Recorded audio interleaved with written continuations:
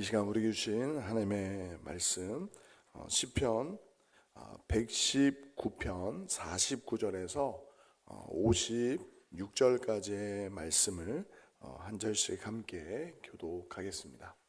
시편 119편 49절에서 56절까지의 말씀입니다. 제가 먼저 읽겠습니다. 주의 종에게 하신 말씀을 기억하소서. 주께서 내게 소망을 가지게 하셨나이다.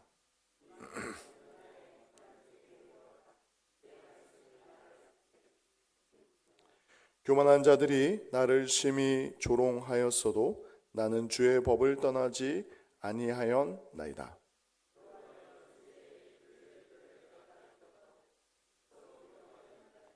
주의 율법을 버린 악인들로 말미암아 내가 맹렬한 분노에 사로잡혔나이다.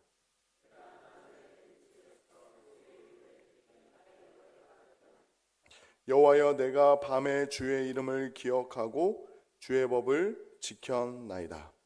내 소유는 이것이니 곧 주의 법도들을 지킨 것이니이다. 아멘. 우리 옆에 분들과 한번 이렇게 인사하겠습니다. 우리는 그리스도의 몸입니다. 고난 중의 위로라는 제목을 가지고 하나님의 말씀을 함께 나누고자 합니다. 우리가 계속해서 살펴보고 있는 시편 119편의 말씀은 하나님의 말씀에 대한 깊이 있는 기도이자 노래입니다. 그런데 오늘 이 말씀이 49절부터 56절까지의 말씀이 우리에게 주는 중요한 질문은 무엇이냐면, 하나님의 말씀이 우리의 삶 가운데 어떻게 역사하고 있는가라는 거죠. 우리는 얼마나 말씀을 많이 듣고 사는지 모릅니다.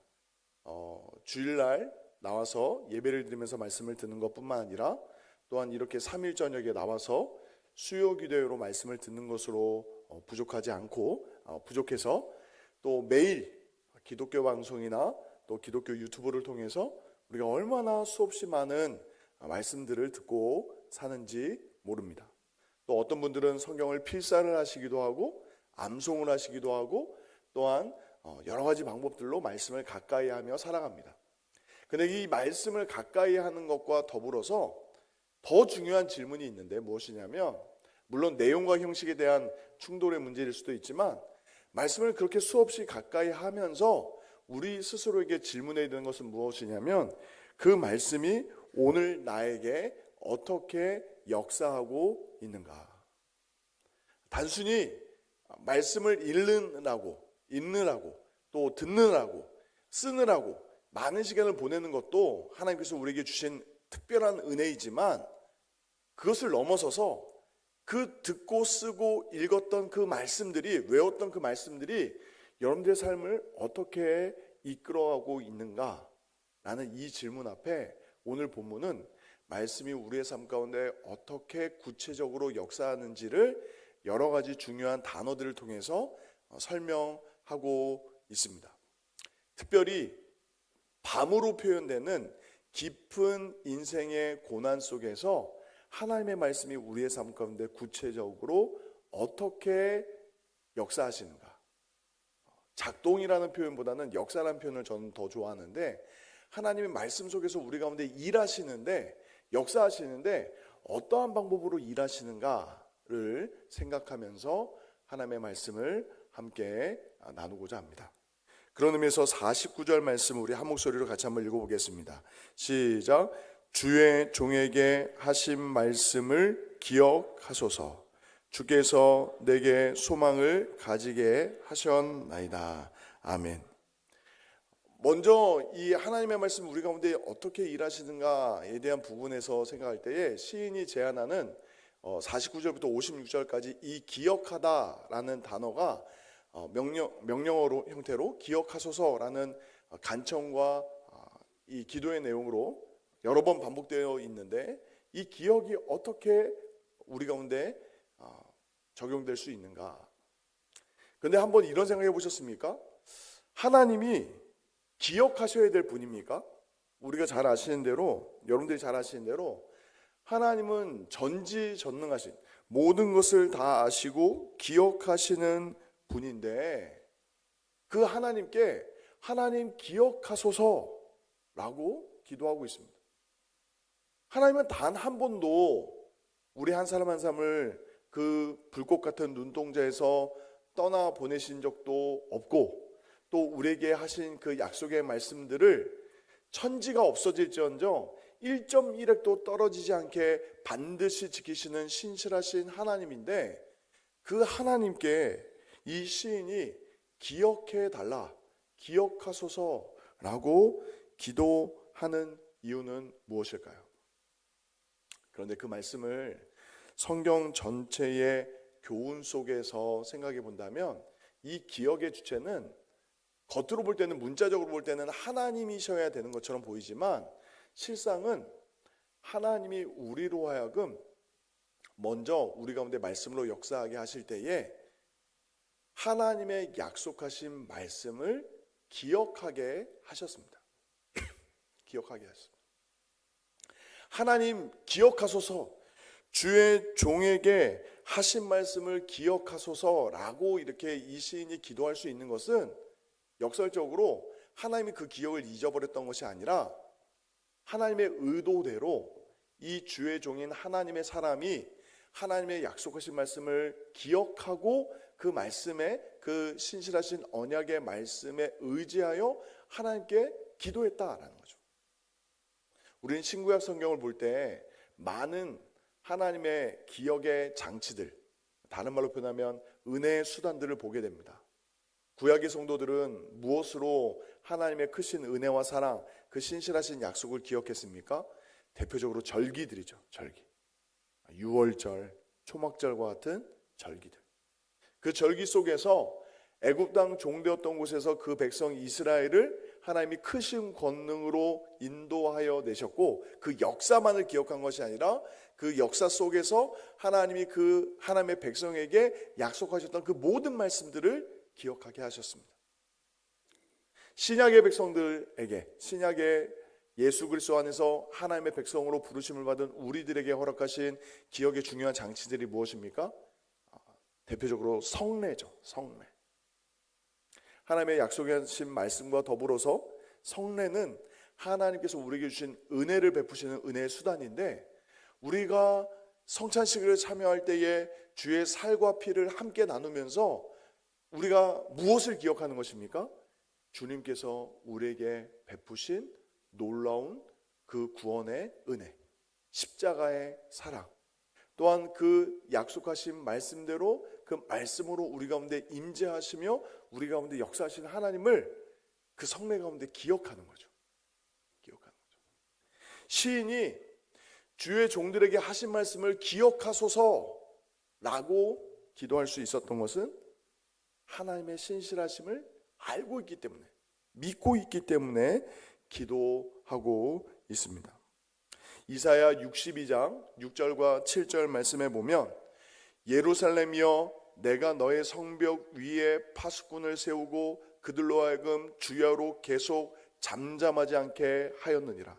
너희 여호와로 기억하게 하시는 자들아, 너희는 쉬지 말며 또 여호와께서 예루살렘을 세워 세상에서 찬송을 받게 하시기까지 그로 쉬지 못하시게 하라. 이 표현은, 이 이사야 선지자의 표현은 하나님이 쉬는 분이거나 그 약속하신 말씀을 잊어버리는 분이기 때문에 그런 것이 아니라, 누가? 우리가 하나님의 약속을, 하나님의 신실하심을 쉽게 잊어버릴 수 있기 때문에 우리로 하여금 그 말씀을 기억하도록 하셨다. 그 맥락 속에서 52절 말씀에 보면 시는 또한 이렇게 이야기합니다. 여호와여 주의 옛 규례들을 내가 기억하고 스스로 위로하였느니라. 위로하였나이다. 우리가 주의 약속하신 말씀이라는 것은 문자로 새겨진 게 아니죠. 하나님께서 우리 조상들에게 행하신 그 모든 일들, 이스라엘 백성들의 시점으로 본다면, 또한 우리 개개인 이 현대를 살아가는 2026년도를 살아가는 우리의 인생 가운데 하나님께서 베푸셨던 지난 날들의 일들을 우리로 하여금 하나님의 약속의 말씀과 더불어 기억하게 하셨습니다. 짧은 인생 40년, 50년, 60년, 70년, 80년의 세월 속에서 하나님께서 신실하게 일하셨던 일들을 우리로 말씀과 함께 기억하게 하셨다라는 거죠. 그 기억이 우리 가운데 어떻게 역사합니까? 52절 표현대로 그 약속의 말씀이 우리를 위로케 합니다.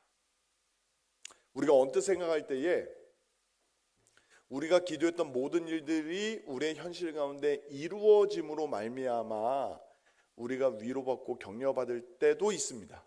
예를 들어서 오랫동안 그 질병의 회복을 위해서 기도했는데 건강을 회복했을 때, 어떤 경제적인 문제를 가지고 하나님께 매어 달려 기도했는데 하나님께서 부욕해 하셨을 때, 또 자녀들을 위해서 기도했는데 자녀들의 길이 열릴 때 우리가 감사하고 주께 찬송할 때도 있지만, 때로는 오늘 본문의 배경이 되는 깊은 인생의 밤, 모든 것이 사방이 막혀 있는 것 같고 빛이 보이지 않을 때에도, 그 깊은 밤, 그 깊은 인생의 골짜기 가운데 던져진 것 같은 그때에도, 광야 한가운데 버려진 것 같은 그때에도, 깊은 바다 가운데 던져진 것 같은 그때에도 하나님의 사람은 위로를 받을 수 있는데, 다른 것이 아니라 하나님의 말씀을 기억하고 그 약속하신 말씀을 붙들 때에 그 말씀이 어떻게 한다고요? 저를 한번 따라해보시겠습니까? 우리의 마음을 말씀이 위로하십니다. 할렐루야. 55절에도 이렇게 이야기합니다. 여호와여, 내가 밤에 주의 이름을 기억하고 주의 법을 지켰나이다. 많은 학자들이 시편 119편은 다윗이 지었을 것이다 라고 이야기하는데, 다윗만 경험했던 말씀의 위로입니까? 아니죠. 우리가 잘 아는 창세기에 꿈꾸는 자, 다른 말로 표현하면 하나님의 약속의 말씀을 의지하여 애굽의 종살이와 심지어는 그 보디발의 집에 감옥에 갇혀 있을 그때에도 하나님께서 꿈으로 주셨던 그 약속의 말씀을 기억하고 의지했던 야곱이 위로를 받았다라는 거죠. 위로를 받았다는 거죠. 요셉만 그렇습니까? 믿음의 조상 아브라함, 이삭, 야곱, 그 이후에 그 조상의 약속의 말씀을 따라 이스라엘 백성들을 애굽 땅 종되었던 곳에서 인도하여 그 약속의 땅으로 인도하여 냈던 모세의 삶 가운데도 끊임없는 광야 같은 역경과 고난의 세월이 있었지만 하나님의 말씀이 그 인생을 붙들고 위로한 줄 믿으시기 바랍니다. 근데 그 위로가 어떻게 역사하냐면, 그 위로로 멈추는 것이 아니라 그 위로가 우리 가운데 또한 소망으로 바뀌는 거예요. 소망으로 바뀌는 거예요. 하나님께서 나의 삶 가운데 일하셨던 그 신실하신 하나님이 그 약속을 반드시 이루실 것을 믿으며 1차적으로는 우리 마음 가운데 위로가 일어나고, 동시에 하나님께서 행하실 일에 대한 기대와 소망이 생기는 거죠. 그렇기 때문에 그 소망은 거기서 멈추지 않고 주의 법을 지키게 되는 거죠. 55절의 하반절에 주의 이름을 기억하고 주의 법을 지켰나이다. 지켰나이다. 히브리서 5장 8절에 예수님의 삶을 이렇게 표현했습니다. 그가 아들이시면서도 받으신 고난으로 순종함을 배웠다라고 말씀합니다. 예수님도 이 땅 가운데 살아가실 때에 참 힘들고 어려운 일들이 많았습니다.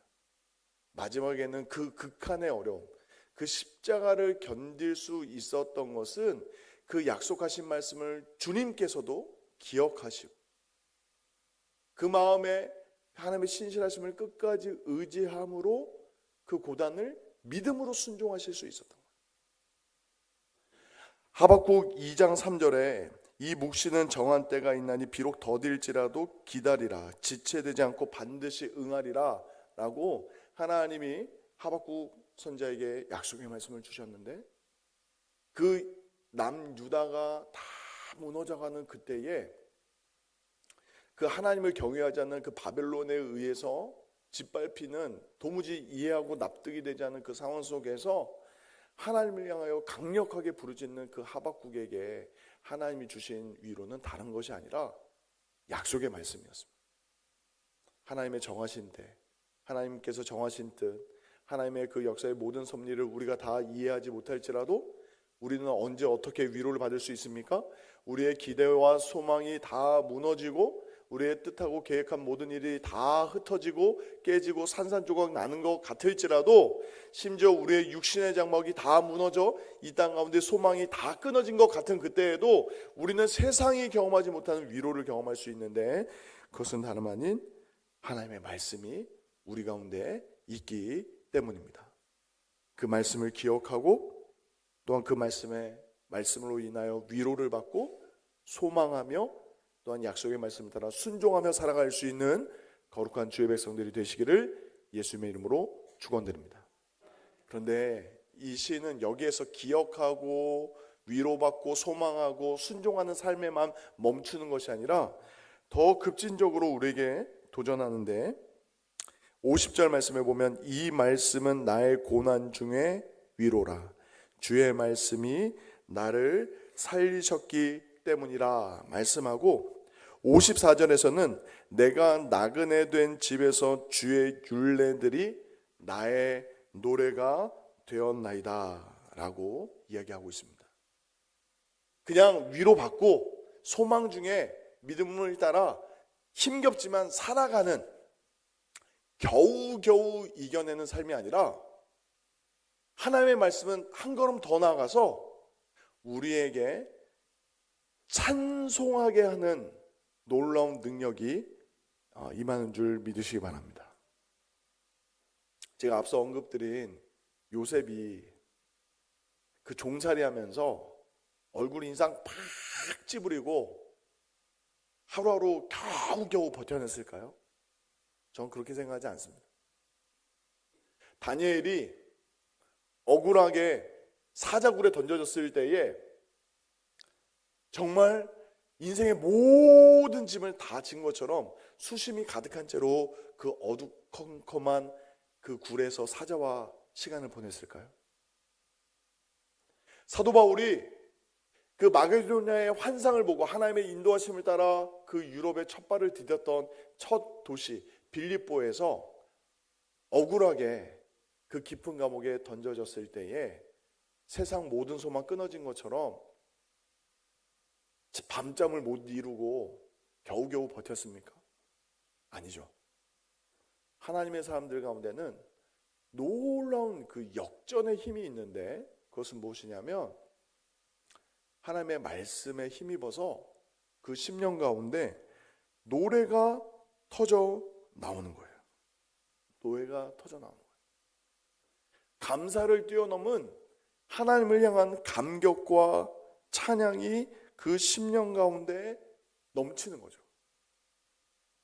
성경을 곰곰이 한번 읽어보십시오. 말씀의 사람들의 특징은 무엇이냐면 상황과 조건에 의해서 예배자가 되지 않았습니다. 우리가 생각할 때 어떻게 이런 상황에서 찬양할 수 있을까? 어떻게 이런 상황에서 말씀에 의지하여 기도할 수 있었을까 싶은 바로 그때에 주를 향한 찬양의 고백, 노래를 부르고 있습니다. 우리는 보통 상황이 바뀌어야, 어떤 조건이 주어져야 그 조건부로 우리가 노래를 할 수 있는 것처럼 우리의 믿음을 오해하는 경우가 있습니다. 그런데 그렇지 않습니다. 시편 57편 7절의 말씀처럼 하나님이여 내 마음이 확정되었사오니 내가 노래하고 내가 찬송하리이다 라고 말씀합니다. 우리가 기도할 때에 말씀의 은혜를 구하셔야 됩니다. 우리 때때로 다급한 상황 속에서 문제 해결에 집착해서 기도할 때가 얼마나 많은지 모릅니다. 물론 기도해야죠. 아플 때 기도해야 되고, 가족을 위해서 기도해야 되고, 성도들을 위해서 기도해야 되고, 또 우리의 삶의 문제와 자녀들의 삶의 미래를 위해서 우리가 구체적으로 기도해야 되는 거 맞습니다. 그런데 더 먼저 구하셔야 될 은혜가 있다면 말씀의 은혜를 구할 수 있는, 그 말씀의 은혜의 풍성함을 누릴 수 있는 저와 여러분이 되시기를 예수님의 이름으로 축원드립니다. 말씀이 임하면 그 어떠한 상황 속에서도 그 상황에 지배되는 것이 아니라 그 깊은 인생의 밤 속에서도 주님을 찬양하고 주님을 노래할 수 있거든요. 노래할 수 있고. 우리가 잘 아는 내 평생에 가는 길이라는 찬양이 있습니다. 내 평생에 가는 길 순탄하여 늘 잔잔한 강 같든지 큰 풍파로 무섭고 어렵든지 내 영혼은 평안해. 근데 이 찬양의 가사가 기록된 그 시점은 하나님의 사람이 사랑하는 가족들을 한순간에 잃어버렸던 때예요. 사랑하는 가족이 한 사람이라도 안타깝게 세상을 떠나면 이별의 큰 슬픔에 우리의 삶이 무너지게 되는데, 이 말씀의 사람이었던 이 하나님의 사람은 그 상황 속에서 내 영혼은 평안합니다 라고 어떤 그 고백으로 그 글을 남겼다라는 거죠. 하나님의 약속을 믿었기 때문입니다. 지금 당장은 너무 고통스럽고 말로 다 할 수 없는 큰 슬픔이 있을지라도 주님 다시 오신 그날에 우리가 주 안에서 다시 만날 그날을 바라보고, 지금의 이 고난과 아픔과 슬픔이 하나님의 그 어떠한 계획 속에 있는지 다 이해할 수 없어도 그냥 하나님께 지금의 슬픔과 아픔을 그대로 내어 맡기는 거죠.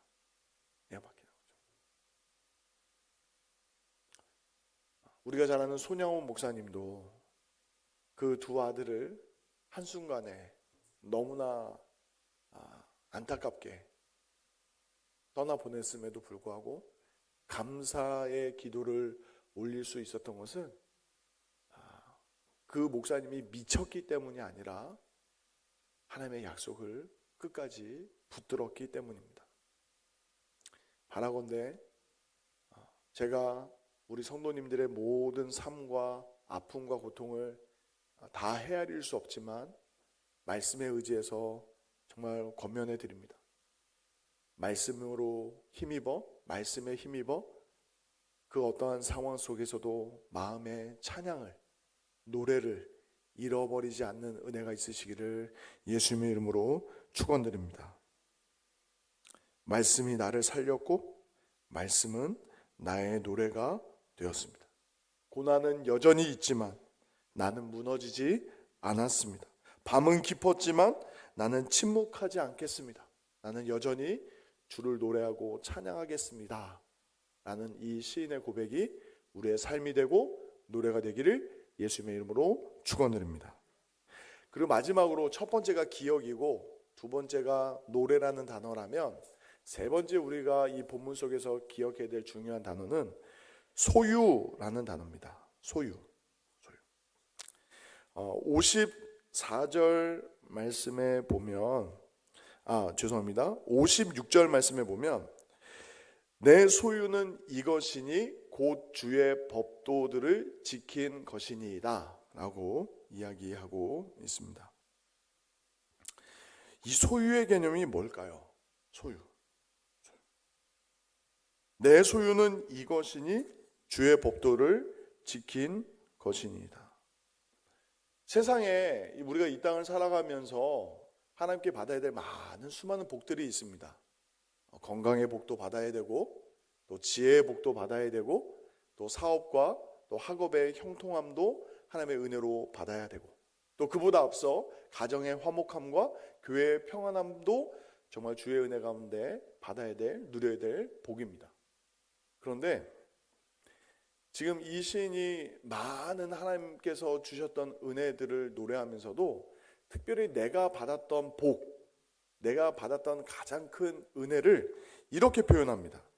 내 소유는 이것이니 곧 주의 법도들을 지킨 것이니이다.